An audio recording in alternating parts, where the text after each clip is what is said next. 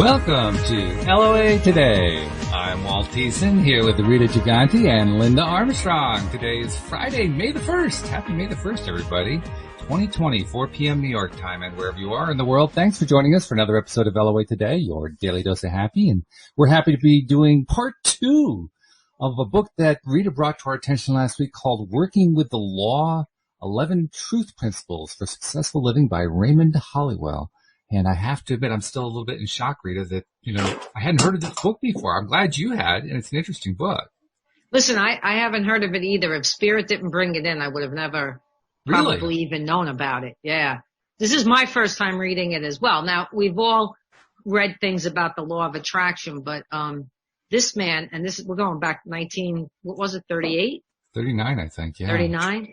I mean, that's huge for someone. No kidding. In that time to be coming up with the information that we're bringing today. And it is a bit different than what we've read. Have you read it yet, Walt, or? I have not read cover to cover, no.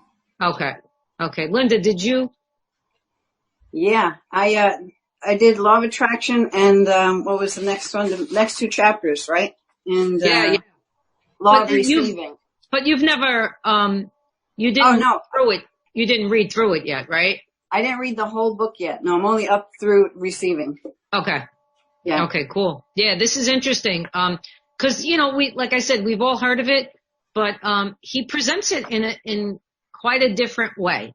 And so it's always good to hear something several times in different ways because everybody learns differently, right? So, and I have to tell you, I've read books and breezed right through them when it comes to this. And, getting it and all that. And this, I really have to sit and think, which I like. Like I sit and contemplate the things he's saying and the examples he gives. And I'm like, oh, all right. I never saw it that way before, Mm-hmm. So I'm hoping, people order it if they can. For some reason, the Law of Receiving chapter, God, it's like the first page I read 5 times. I don't know, something about the way he words things. I was like, yes. What? Yeah. Yeah. And that's why they tell you in the beginning, no, you're going to be reading this book several times. But now I know why. You're not going to get it the first 6. So. Yeah. Especially since we already have our ideas from everything else we've read before or heard before or did within our own lives to experience it. Right. Yeah. Yeah. It's interesting. I'm not a proponent of reading the Bible or anything, right? But he brings in certain passages from it that, he can connect to what we're talking about. I find that so interesting because, the Bible is up for interpretation to anybody, right? Anybody can read it and interpret it their own way. But he actually makes sense in some of the things that he quotes from there and how he describes it. So it's interesting coming from a Catholic background, although not subscribing to it now, but still it's interesting to have someone, I feel like he was divinely guided, when he was writing this for sure. 'Cause like I was telling Walt, like 1939, to me, that's like amazing. It'll be interesting to see also what happens as the book goes on with this theme that you just mentioned about quoting biblical verses. And I say that because there's another fairly important LOA teacher, Neville Goddard, who quotes extensively from the Bible, but he had very specific meanings that he associated with biblical icons and messages and stories and so forth. And so I'm kind of curious to see, is Holliwell going to do something similar? I mean, Neville's, to be perfectly honest, were kind of out there compared to what, traditional churches teach. Sure. And, like way, way out there, like way, it was like leading edge way out there, Right. So I'm kind of curious to see if Holliwell is going to do something similar. Awesome. I'm with you too, Rita, on the Bible quotes. Yeah. I like when I hear or when I see people speak about Bible quotes, because we know that was a long time ago. Yeah. And this stuff is in all that writing, but it's not given to us, like say through Catholicism or what other, at least I didn't get it. It. Mm-hmm. If it was being told to me that way, I certainly didn't get it. Right. So, it's nice to look at it with like fresh eyes and see how, this stuff has been talked about forever. Right. Curious Absolutely. thing too, because Napoleon Hill came out with his book Think and Grow Rich in the early part of the 1930s, and this guy comes out with his book in the late 30s. That era was a very religious time here in the United States. People were very, very deeply religious, probably more so than they had been, any of the, say, 50 years after that. Right. Nearly 100 years now. And yet, despite that fact, when Hill wrote his book, he deliberately kept specific religious references out of his book. Right. And whenever it came up to anything that might touch on something that was spiritually related, he would say something to the effect, well, if you're really following what I'm saying, you'll know what I'm talking about here. In other words, he wouldn't go directly at it. Whereas, say, Neville Goddard, who was also talking during that time period, he was doing his speech making around the country, particularly in New York, starting in the 1930s. He wasn't nearly as well known as Napoleon Hill, but he was regularly pulling out the biblical verses. So I think it's what makes you comfortable. I think maybe one was afraid that people wouldn't subscribe to what he was saying because he was referencing that, and others can relate to that if they're connected to it.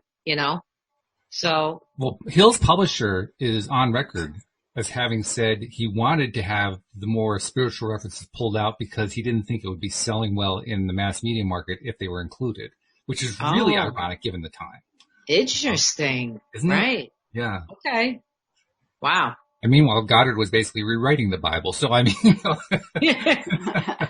each one of us could rewrite it and we'd all have a different, probably, synopsis of it. So, okay. So, the law of attraction. What did you get the most out of this, Linda, when you read that piece? I think I took so many notes, but what did I get the most out of it is more with,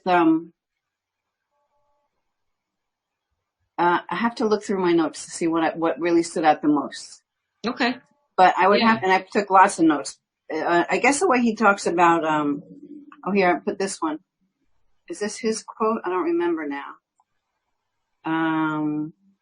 Much like the pull of gravity in the physical realm, expectation is a drawing force of the mind which acts as in the invisible realm. So he's talking a lot about desire and expectation. Right. And how they work together. Right. Which was kind of cool the way he put that. I think he made it more clear in some way. So he says desire without expectation is idle, wishy-washy, or just dreaming. Yeah. But at the same time, he is also saying somewhere in here too that the expectation isn't you're not putting a how it comes, because that's always what locks us up. But it's just a knowing and a trusting that, I guess, if you really trust in your ability to create and you have this desire and you keep your focus on it, because he does talk about taking action, not just like putting it out there, because that would be wishy-washy again, right? Mm-hmm. But that how important it is to just expect and know that this will come in some way, shape, or form. Right. Yeah. So but not dictating how it comes. Yeah. So I don't know if that was like right in the beginning of the whole thing. And then he went into, three different aspects of it. So he goes to, I think though it's important for people to understand that desire is kind of the premise of what sets it up. You have to desire something. And if you don't think it's possible right from the get-go, it's like you think, oh my God, how could that happen? That could never happen. Whenever someone desires something, it's already available to you. Okay? That's the bottom line. It's like you can't desire something without it being somehow available in the universe. Yeah. Okay? So initially that desire is so important, like the focus of it, like being really clear about what it is. Like, for instance, I want, cause everybody has in some way, shape, or form, at least the people I've dealt with, have an issue with money. Whether they were told money is the root of all evil, whether they were told, you should give more than you receive. because that's the way, because that makes you a good person. They don't realize that, the giving and receiving is has to be a flow and a balance, and, the expectation, like you said, has nothing to do with how it's coming, but just expecting that it will come. Right. In so whatever, he breaks it down with desire, attention, and expectation. Mm-hmm. But I'm going to read just this one sentence here. It says the first phase of desire embraces a positive process of attraction. That is, when an individual earnestly desires a thing, he sets up a line of force that connects him with the invisible side of the good desired. Right? So that's just by having that desire, because everything's energy, you actually you're sending out a line of force to that. Like Abraham says, it's already out there, right? Right. It's there. Has to be. We're just setting up that line of desire. And so you need to, it says desire without expectation. It's just that idle, wishy-washy dream. So I like the way he blends the three of the things together. Right. Because attention is not like you're not doing anything, but you do want to give attention to your desires. But when you do something from fun, that's why a lot of people say, find the thing you love to do, and then it'll find its way into your life to be a business or whatever it is. Right. Because when you're loving something and you're in that high vibe of creating or doing or whatever, right, you can create. Now, I know I've had a lot of times there were things I wanted to create, like a program or something to put out to my community, but I was doing it from a need to do it. Not the desire was there, but this need to get it done took it over, and the energy changed.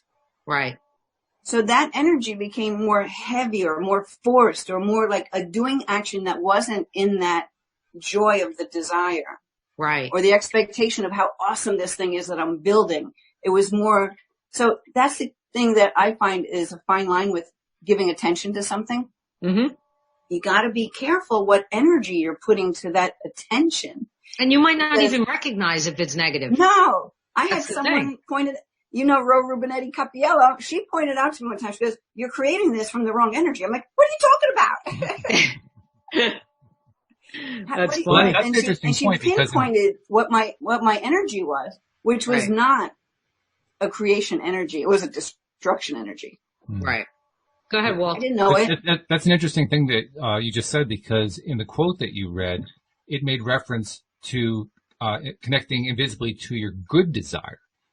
And that made me think, are we talking about a good versus bad desire there? Is like a sort of a value judgment on that? And if so, I'm kind of curious, how does he reconcile attracting what you really don't like to yourself just by focusing too much on what you don't like? I think, what's important here is that for that piece of it, the attraction piece of it, and it's like Linda was saying, the attention piece is you put your attention to it, right? Mm-hmm. You have to portray an interest in something, right? Whatever it is. So you have an interest, that's step one. You're interested in something. You put your attention to it, right? And what draws it to you the most? What is it that you can create in your mind that will draw it to you more and more? It's like good refers to how you're feeling about it, right? Is that what you're saying? So it could be a movie. Mm-hmm. You can say you wanted to get on a show, a television show. Mm-hmm. That for me it was I'm going to meet Oprah, I'm going to meet Ellen one day. So I would consistently put thoughts out there, kind of like a vision board, but in my mind, on how that was going to happen. So I would think of things that would create such positive feelings in me. The feelings took over. These positive feelings took over, what drove the force of that to happen. Mm-hmm. And it just now, has it happened yet? No, that doesn't mean it's not gonna though. I continually put it out there. Sure. You know what I mean? Yeah. So when the timing is right, it will happen. And that's what I think people think. If it doesn't happen right away, well, the hell with it. I'm giving up. Oh, sure. Yeah. I'm looking for that instantaneous. And if we were that good, we'd be, manifesting at a rate and speed that, And I don't know how good that is either right now. We're not ready for that. Well, it's pretty but high the vibration. good news is we're coming to it. It's coming. The good It's news on is its we're coming way. to it, but with a higher vibration, Yeah. right? If we were perpetually doing this not at that vibration, well, it could be destructive too. So you have to be careful. Mm-hmm. Yeah. That's an interesting, So interesting he way to talks look about, at it, though. Go ahead. I was just saying that's an I interesting took way a to look note. at it. Oh. We got too many people here. Okay. Go ahead, Linda. You go first. I'll go second. You know what? My volume is low on my iPad, and it's hooked up in this thing, and I can't figure out how to put the volume up. So sorry, I didn't hear you talking there. That's all right. No problem. You guys hear me okay though, right? Yep. Yeah. Okay. You're fine. So You're fine. I wrote a note here because he talks about of course belief is key, right? So Right. I wrote down much like the pull of gravitation in the physical realm, and that's always there, right? Expectation is a drawing force of the mind which acts in the invisible realm, just like gravity. That expectation is the same kind of an energy. And so he's talking about how you must have both the desire and the expectation. Right. So a good way a perfect example of that is how, many people expect the things they don't want and they keep getting it, don't they? I could give you so many examples right now. Yeah, absolutely. I'm watching my sister do it to herself over and over. And then I finally said to her today, did you get the book yet? No. All right. When you get the book, you're going to understand what I'm saying. Yeah. Because, she keeps doing the same words over and over again, the same negative, line that she uses. And I keep saying to her, and that's what you keep drawing to you. It's Right. ironic because we all do that. I mean, we All all do have our it. little blind spot, yeah. right? It's so easy to see it in somebody else. It's so easy to see, well, you're drawing to yourself exactly what you're saying. But when we look at ourselves, we often miss it. It's amazing how often we miss it. I like when someone points it out to me because then it slaps me right in the face and I know I need it. But also too, the nice thing is with the awareness of that becomes more awareness, you start to catch yourself. Oh, yeah. So that you don't go on that train to nowhere, Right. So he does just say simply, desire connects, you desire, yeah, okay. Go ahead. Hold on, I can't read my handwriting. Desire connects you with the desired thing and expectation draws it in. It's like a magnet. Yeah. And Like a magnet. it is universal law, like gravity. It just is. So Right. we just have to work it, So be example it. We just have to would be be it. when you want to draw someone to you that you want to have a relationship with, right? Wherever you're vibrating, whatever level you're vibrating at, you're going to draw in the same because same attracts like, right? So you're going to draw in the same energy. Not that opposites don't attract, they do. But 9 times out of 10, like attracts like. So you magnetize somebody that you're connected to on that level. It's the same principle. Right. We just need to use it for other things. And that's why when these bad things happen or someone comes along in your space and you're like so put off by whatever that is, you have to have the awareness that it came in. So it's a mirror of something within you. So it's bringing up something for you. No matter what, it just is, or it wouldn't be there. I mean, it's like the huge matrix. We're plugged into it and we have these programs running. So when something pops in and it's undesirable, you got to look at, okay, what within me is creating this undesirable event or whatever. Why would I that draw might this be. to me? What is it teaching me? If you can get to that point and not be angry about it or upset or be a victim of it, then just by recognizing it and trying to work it out, you'll solve it one way or the other. Mm-hmm. Yeah. You made the point that 9 times out of 10, like attracts like, but it is possible for opposites to attract. I found that even in those cases, the opposites usually have something in common. There's a common vibration going on there, so that you could, in one sense, say they really are 2 likes, but we think of them as being opposites, and they really are. They're mirroring other parts of you. They just are. Right. I think that's like law too. You can't get around that. That's why we have to take responsibility for everything we create, because no one else creates it. It's not my mother's fault. It's not my friend's fault, my husband's fault, my dog's fault. Oh, I've heard it all. Yeah. I've heard it all. I've kind of taken and then the the action stance with part, myself. I didn't write too much down about the action part with what he wrote in the book and all that, but basically he's just saying, yeah, you take action, but it's inspired action. So you always want to feel that vibration that comes along with the action. Right. Forcing it to happen, then it's probably going to take longer. Maybe you'll get there, but it's almost like chipping away at it when you can just dive right in with the inspired action. When that's the whole thing with this virus. I've been finding more and more. I did an energy reading, said the same thing. We're just really being able now to listen more to our own truth and what we know and opening up that intuition, quieting down all that outside nonsense to actually feel and sense and intuit like what we need, what's best for us. Right. So just to recap, for people, you have this desire for something, right?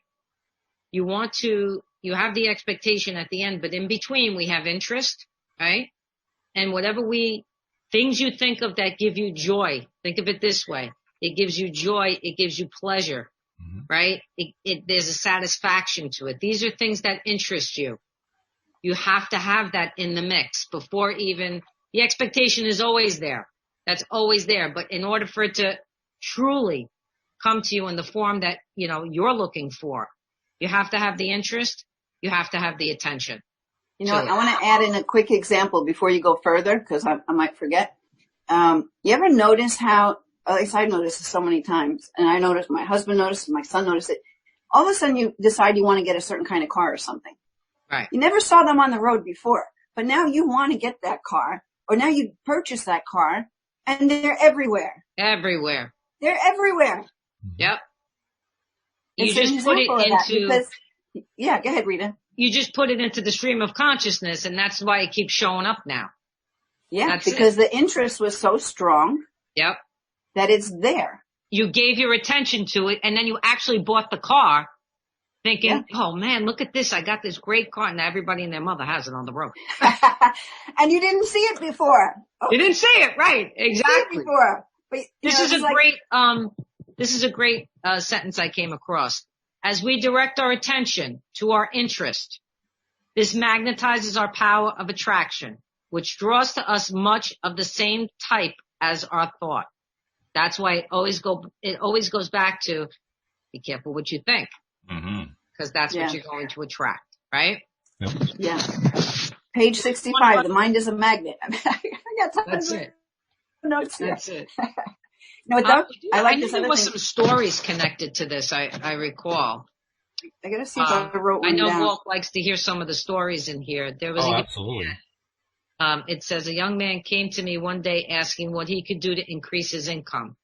He was dissatisfied with the meager earning. I learned that he was an electrician. His work occupied several hours a day. He liked his home, enjoyed the garden, his newspapers, and occasionally stepped out socially. I thought he was getting well paid for his efforts and told him so. I added that if he wanted more earnings, he would need to stimulate his interests and be deserving of it. God feeds the birds and supplies an abundance of food, but he does not put the worms into the bird's mouth. The bird must at least go out and search for the food. That's the action that we have to take, right? So it is with all of us. We must do something about it more than just wishing or praying. He decided then that he would increase his capacity as an electrician. So he went to a class at night and laid aside his newspapers and books and other material. He became interested in radio and was enthusiastic about its possibilities. The interest drew him into new circles and landed him a position with a growing radio company.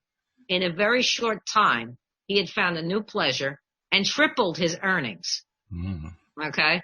No one is to be blamed for the dissatisfied life but the man himself, because he failed to expand his interests with his desires. So he put his attention out there, right?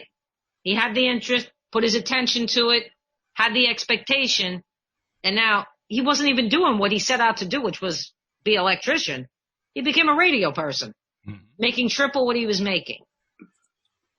So that's just, it's just a good example of you have to take the action. You can't just say, well, it's like that. I love that story with the man in the rowboat, right? That God sent, I don't know how many. Oh, yeah. Yeah. Right? I mean, yep. That's a good one. And, Yeah. and it's not that it's impossible to attract without taking action. I mean, clearly it can be done. People have done it. My colleague Dan Mangana did a whole 5-day challenge on 80% of the people who participated just attracted something out of thin air. But it's really hard to do it on a consistent basis at that really, really high vibration level. It's so much easier to take some action along with it because you kickstart it that way. Yeah.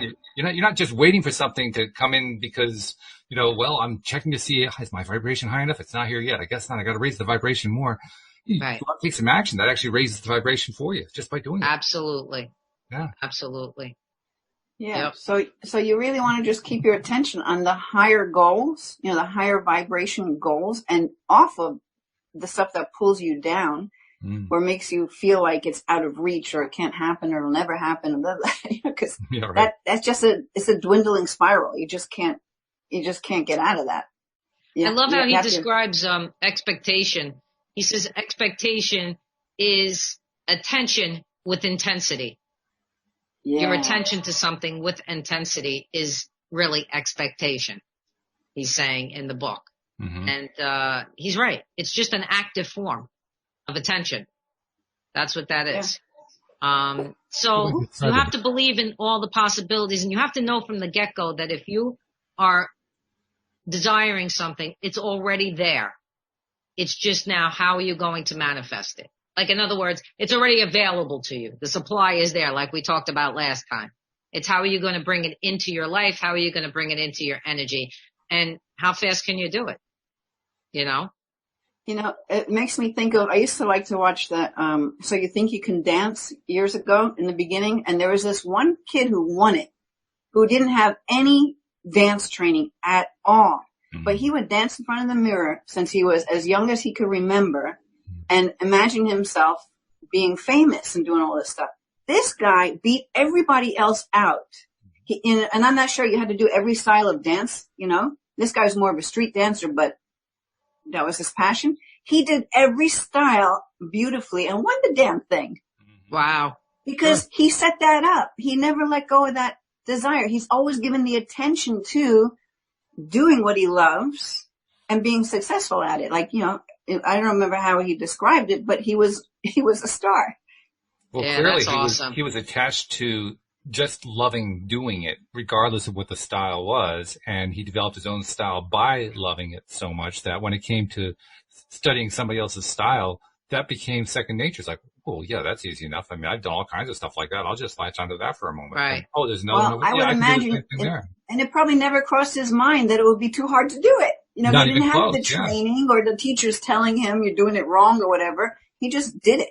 He had such courage and confidence in himself. And my God, that's a beautiful story. Yeah, I love that. Beautiful story. I love that. The best dance teachers, speaking of dance teachers, are the ones who don't say, don't do it that way. Instead, if they're going to find a way to suggest that you do it differently, they'll literally phrase it like that. Try it this way. Not that you're doing it wrong, just try it this way. Right. And, see if that helps you.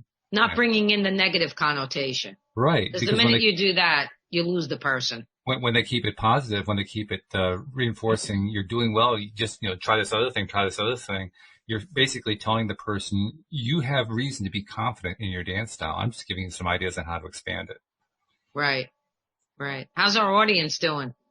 They're doing well. Donna actually included a statement that I think she said it's from the book. I don't recognize it. Maybe you guys do, but I like the quote. She says, as you improve and enlarge your ideas and mental pictures, you improve and enlarge your mind. This is a wonderful to instill that learning never ends.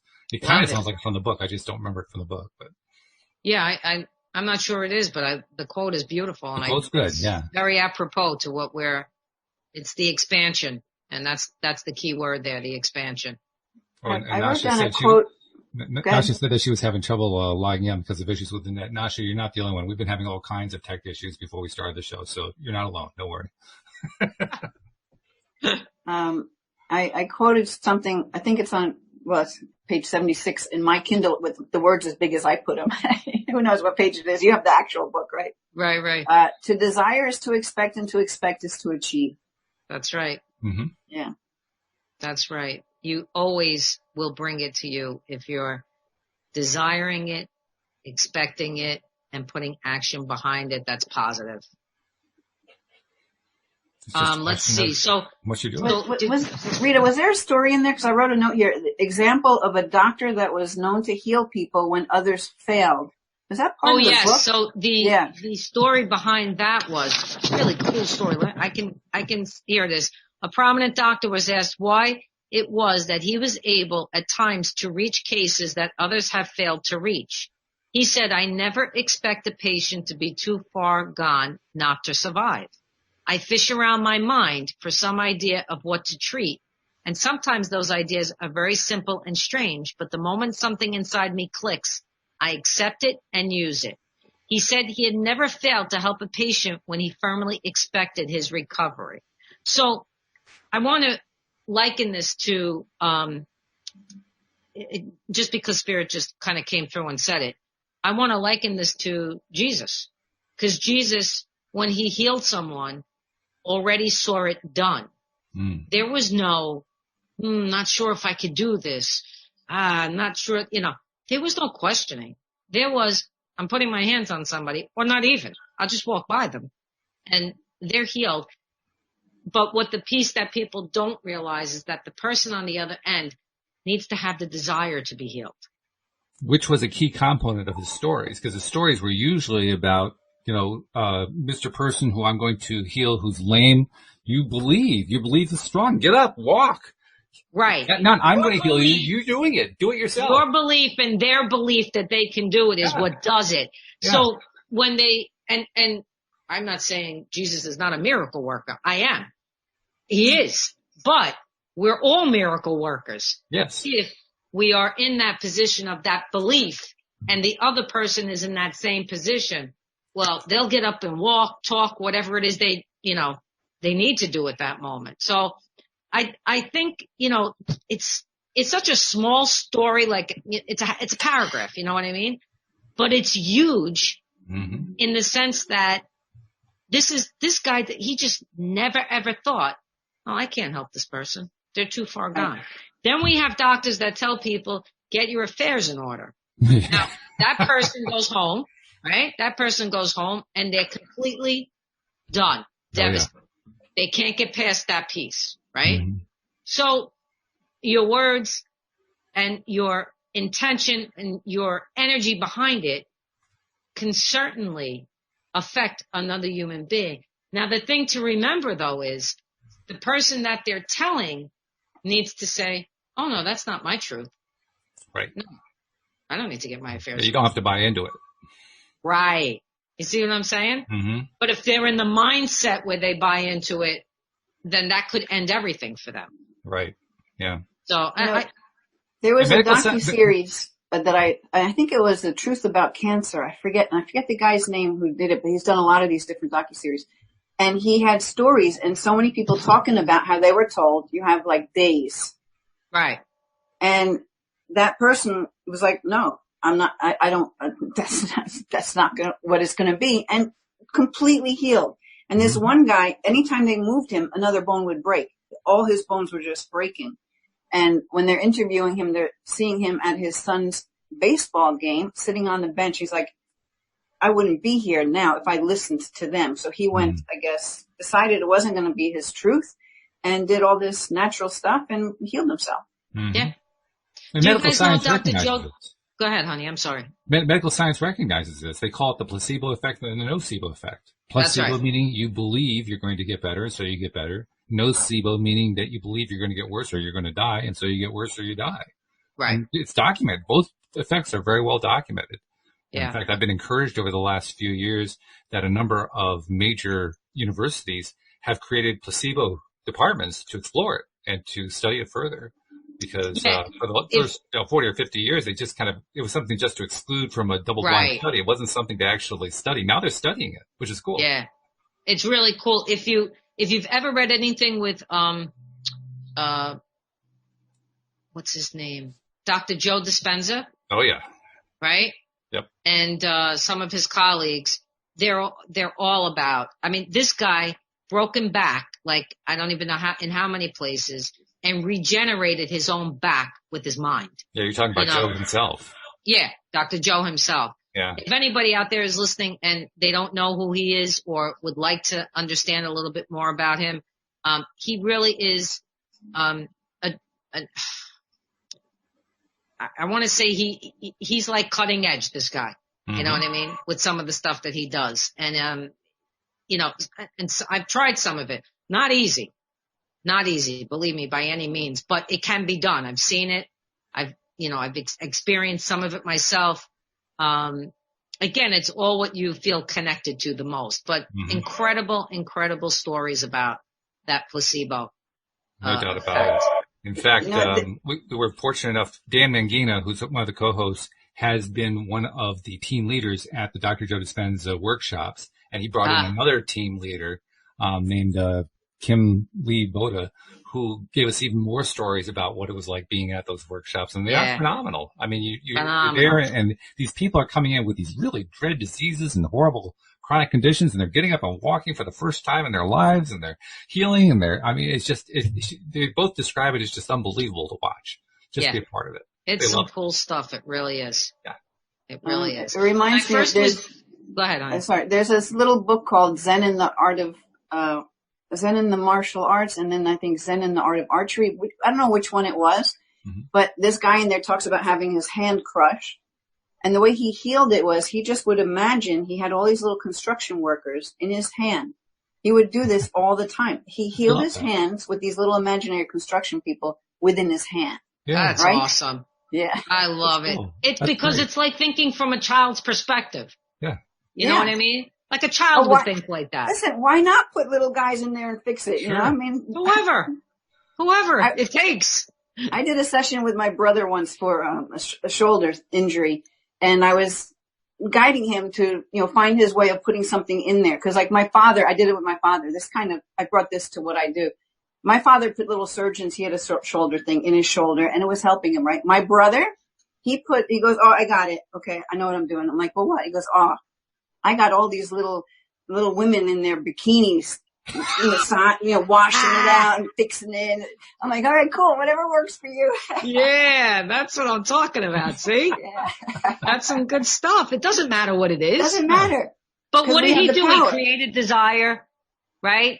That piqued his interest, the girls in the bikini. Yeah. Sure. Yeah. Right? Which brought him the end result. Yeah. That is so cool.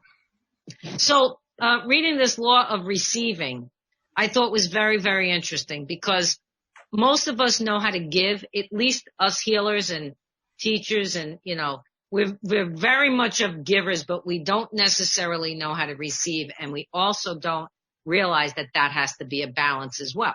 Right? You can't be giving too much of yourself. You'll get exhausted, and you need to learn how to receive, for yourself so that you could build your energy back up. Right?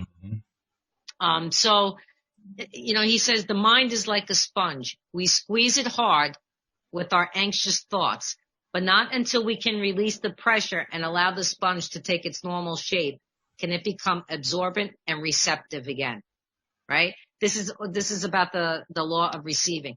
I loved it because I thought to myself, I know those moments where I'm like, my mind is like compressed so much and I can't receive whatever I'm trying to because I haven't released and allowed the sponge to just, like when you're a child, again, you're a big sponge. You're learning things constantly from people, from yourself, from things that you're doing.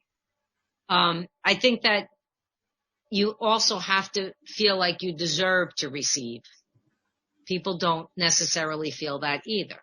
And some of it's just acknowledging, being able to recognize when the opportunity is there. I mean, how often are we out to dinner with friends and the friend says, oh, I'll get the check. Oh, no, I'll get that. Instead of saying, why, thank you very much.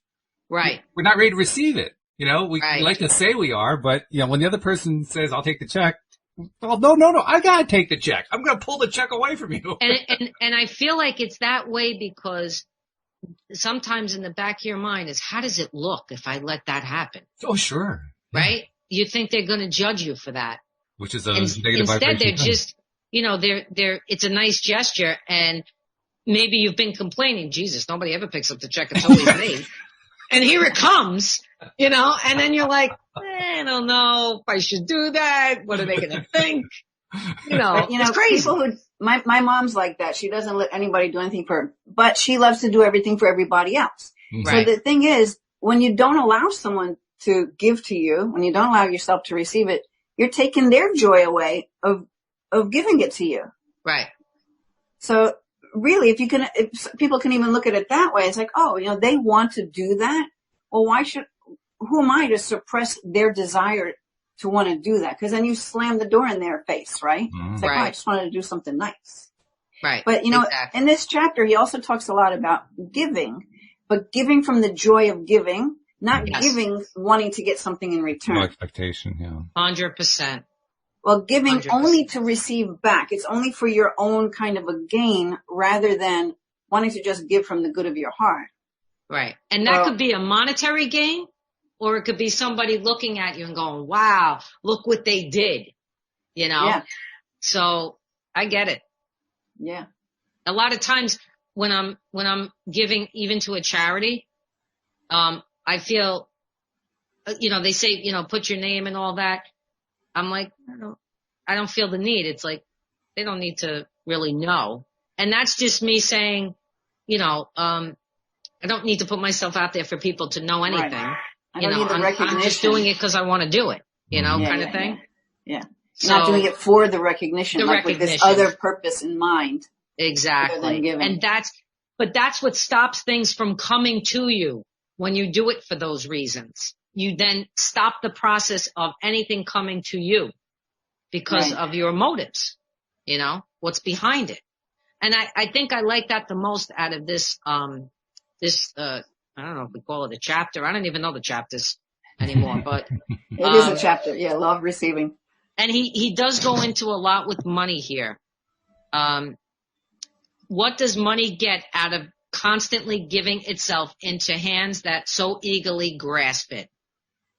Nothing. It loses its value if you keep giving money to somebody that just keeps taking and just keeps taking and taking and taking, right? You want to help them, but there's that saying, God helps those who helps themselves, right? Mm-hmm. If this person says, well, she'll just keep giving it to me, what's the difference? I don't have to go and help myself. Now, what you're giving them is creating a backlash on you as well. So you're not going to be able to receive. Yeah. Or to put it another way, if you're constantly giving to them and they're just saying, well, I can always get it from this person all the time. So, I'm going to be receiving. I'll just keep receiving. Sure. Give it to me. I'll keep receiving. Right. Let's go. And until you stop, they're just going to keep going. They're going to keep going. It isn't until you stop that now all of a sudden, okay, they have to kind of reevaluate. So where am I going to receive from now? How am I going to do that? What am I going to change my vibration to in order to get to where I want to be? So it actually produces a very positive effect. They get to rethink things. They get to develop a new mental state. Yeah, absolutely. It's also you're taking their power away because you're not allowing them to be the creator to create for themselves. That's right. I was just going to say that you take their power from them, and then, this is how they think life is, that they can just go around and get from people what they want, and I'm sure we all know somebody like that. Mm-hmm. We've been in contact with somebody like that. And sometimes it's even a family member that you have to, say, okay, enough is enough. I can't do this anymore. Interesting thing about receiving too is that it's not just money. I mean, I know he makes a big deal about the money. He spends a lot of time on it, probably because that's where most people are thinking about it. But the fact is there are lots of different ways to receive. And one that just comes to my mind quickly is you got, a small group of people, you and some friends or whatever, and you're heading toward a door to go into a building, and one of you reaches for the door handle, opens the door, and the others are expected to go through. Except that there's one person who says, oh, no, you first. That was a case of a person who couldn't receive the gift of having the door held for him. Right. It had nothing to do with money. It just had to do with a mindset that says, I can't receive, I have to be the giver. Right. Especially the men especially because they feel like they have to hold the door, Right. But that's my job. That's my job. But because maybe it was drilled in them that they have to do that that's the proper thing, the right thing to do. It's all just programming once again, Yeah. Right. Exactly. Yeah. And what is money really? Money is, an exchange for services, right? And things that you like and all that. But the problem is there's been so much fear around it for so long not having enough of it, right? And that's why we keep saying to everyone, no, there's an abundance in the world of everything. It's how are you going to bring it to you? So it's just about thinking differently that creates that to change. It's not like you have to go and, go to the presses and make more money. That's not how it works, right? We just keep putting ourselves, first of all, you lose the value of money when you do that, right? You keep making money, you're going to lose the value of it. And it just it won't work, It won't work, and it won't give you that feeling of, oh, I can co-create with the universe to make more money. It takes away your power. There's a very interesting thing about that. And I don't want to take this away from the book, so I won't go into it in any depth. I'll just say that I think it's important to recognize that energy and money go together. Yes. Money has its own energy, just as we have right. our own energy. I mean, everything has energy. Humans, animals, plants, rocks, trees, everything has energy. Everything is energy, plain and simple. Well, it is energy. Yeah, everything. You're right, more precisely when you really come down to it. And so when we understand it that way, then I think what that does for me is it kind of takes away the mystique of money and turns it into, well, this is just one more aspect of energy. And now I don't have to feel like it's something that is higher and greater or more difficult or more frustrating than anything else that I deal with. It's just another thing. And so I take that fear factor away just because it's no longer this high, mighty, mystical thing that controls my life. Well, coming from a background like mine with my dad, money was very significant and it was equated to power. So, if you grow, and I had to dismantle that in my own mind because, it could have really prevented me from successfully bringing, money to me. So, I think people sometimes look at it that way, like all the powerful people in the world, they have so much money, so money equals power. Sure. But you really don't know until you walk in somebody else's shoes what that, like, walk in a $1 million person's shoes for a minute and see if you would want that life. You don't know. You don't know their circumstances. You don't know how it affects them, that money. It may seem that way on the outside, but I could tell you based on my own experience with it, wasn't that. Because I looked at my father and I said, so sad that he thinks that this is what it is. But in fact, he's really just a child trying to get attention in a sense. That's really what it came down to when I looked at it from the higher perspective.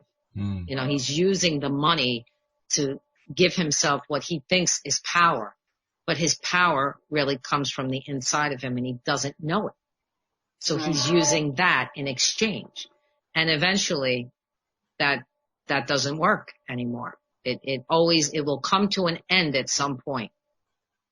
It's a fascinating thing because the experience you had with your father was obviously a very extreme experience, not one that most people have. Yours was very extreme just because of who he was. But by the same token, we look in life toward people who are models, role models, if you will.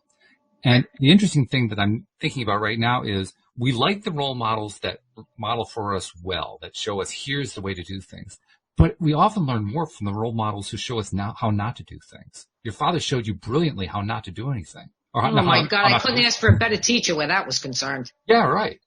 Yeah. Couldn't ask for a better teacher. I really, when we were in spirit picking each other to say, I got to learn this lesson from you, I picked a doozy, but it was the perfect lesson for me. Yeah.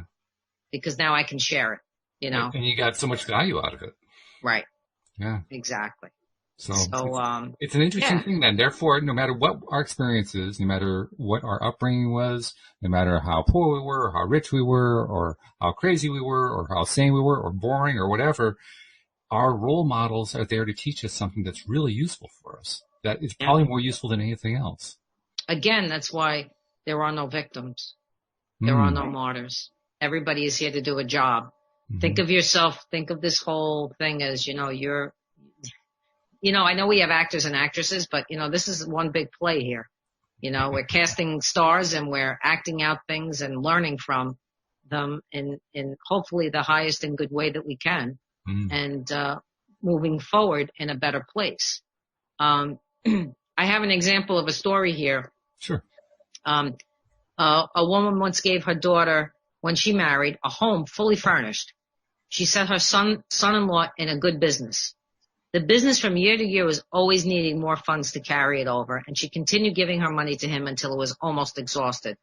When she had gotten down to a small income and living in one room, she wanted to know why she was not blessed for her generosity. Here's the thing. Here's the expectation of, if I give, I'm going to somehow receive, right? She gave as she thought best, but it paid in losses and bitter words. The son-in-law demanded more help until she had no more to give. Then she was unwelcome in their home and invited to leave. Her mistake was in her judgment. She was as much at fault as the dependent son, for she was part of the cause of his failure. I directed her to stay away from the young couple and let them sink or swim by themselves. I was sure they would find themselves. She followed my advice, and within a year the young man had put himself back in business on a paying basis. For the first time, he was operating at a profit. The home life was restored to a normal state, and they were all happier because their efforts were being directed into the right channels. The young man was proud of his efforts that enabled him to make good on his own merit.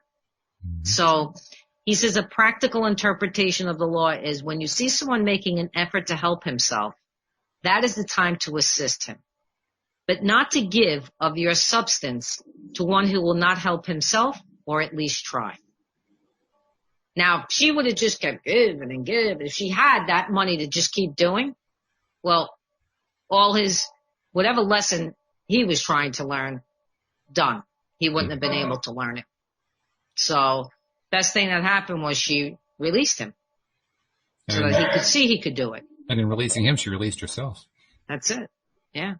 Which is what really needed to happen. She needed to release her own resistances, and she did. Right. But I think a lot of people are under the impression, if I give, of course I'm going to receive. But it's in the manner that you're giving. That's what you will get back in return. Right? I think it kind of ties into the misconception that people have that you can use the law of attraction to control somebody else's life. And you hear that a lot. I see it a lot on Facebook and social media. And they don't seem to understand that there's a difference between attracting and transmitting. Exactly. Good one. I like that, Walt. It's good. That's fabulous. Because you can really only attract for yourself. You can't attract for somebody else. You can transmit to somebody else. You can send them energy. You can send them love. You can send them physical stuff. But you can't attract for them. They are their only point of attraction. That is great.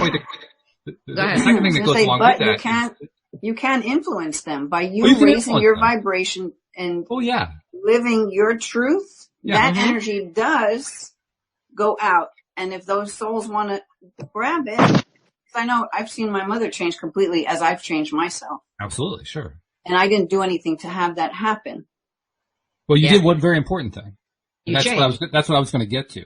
Because the part that goes along with this idea of attraction versus transmission is that if you attract something into your life, that doesn't mean you have to keep it. That's and right. If you transmit something to somebody else, it doesn't mean they have to keep it. Right. We can decide to let go of it and go for something else instead. So that means at any given time, we are all in control of our own choices. We all get to decide what's going to happen. But like you're saying, Linda, if I send something to you or you send something to me, we have the opportunity to decide, am I going to accept that? And if I do, it just became part of my vibration. So now you did influence me and I influenced you. Yeah. I've had to learn that lesson the hard way several times. I've allowed certain people through the course of my life to influence me in a way because of my own fear, influence me in a way that would be negative for me. And I'm learning, just recently, more than even before, how not to do that. Yeah. Because we all struggle with something. Nobody's perfect. So we're all working, every day we're working towards a better self, a better, how we want to better ourselves. So nobody's alone. Whatever somebody's experiencing, Walt, me, Linda, we've all experienced it in some form. We're all here to help each other. So, and that's why I love doing the show. Oh, God, that's why I do it 5 days a week. Are you kidding? You must be on the high every day. I know. Well, I look forward to it. It's kind of like an addiction where, you know, it's like an addiction without a drug that actually hooks you and makes you worse. Right. Right. It's a drug that makes you better. To tap into what Walt was saying too about sending, you cannot go wrong by sending love energy out to anyone. Right. Because if they're not willing to receive it, it just bounce off and go to somebody else. It's never wasted. Mm-hmm. Of course. Of course. Of course. Yeah. Yeah. I know. That's the beauty of it.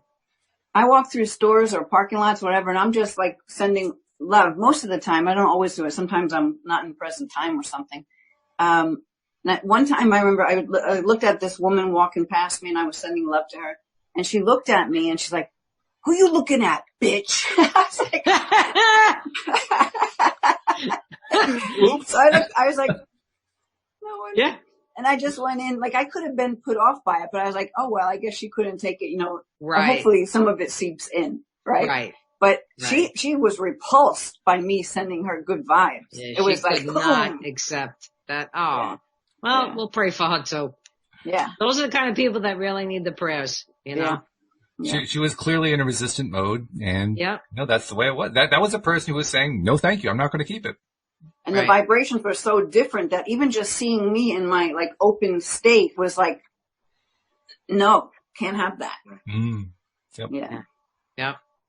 Hey, that's But part of it's the okay. I joy. sent her some more and kept going. That's all. That's part of the joy of the fact that we do have free will. We do get to decide at any given point what we're going to accept. And if somebody is sending something really positive our way and we reject it, that's our choice. Yeah. We get to choose that if we want to. Of course, That's we how often empowered we are. we'll experience, you know, what goes along with that, but you know, Right. that's just part and parcel with it. You know, Right. you can't have one without the other. That's what similar vibration is all about. Well, and speaking to the empowerment that Rita's just saying, I mean, that's how you know, like you can feel what feels right for you and what doesn't. So when you get yourself focused on things that just make you feel bad and make you feel like you can't do this and you can't create that, that is a big neon sign saying, listen, you got to change what you're thinking because you're creating something bad here. Right. Yeah. Very, very good point. Absolutely. Hey, before we run out of time, I want to make sure I remind people who are not yet subscribed to become subscribers. You do it. If you don't know how to do it, just go to the homepage of our website, loatoday.net. We've got instructions at the top of the page just for your particular device. It actually tells from what kind of device you have, what instructions to give you, and it gives you those instructions. And then one or two clicks later, you are subscribed. It's just that simple. Check us out on YouTube as well. Do a search for LOA Today podcast videos. We'll pop up there. Subscribe and click the little bell so you get notified. And that way you can follow us that way too, just like our live streamers are doing. And just like we do every single day when we do this show. And ladies, once again, we have hit the bullseye with the book. How much more do we have left in the book? I think we've done like, what, 40% of it, something like that? Yeah, we did 4 out of the 11. 4 out of 11. Okay. So a little under. All right. So we we're got a ways up to go. 5 and 6. Do you know what it is, Linda? I should have looked that up before we. We have law of increase and law of compensation. So we've been doing two each time, so that'll work. That's good. Okay. And so for all that's what we'll those do who next Friday. Yeah. That'll be good. Absolutely. All right. All right. Thank you so much. Yeah, thank you guys. Thank you also to our podcast listeners as well. We'll see you all next time here on LOA Today. Goodbye, everybody.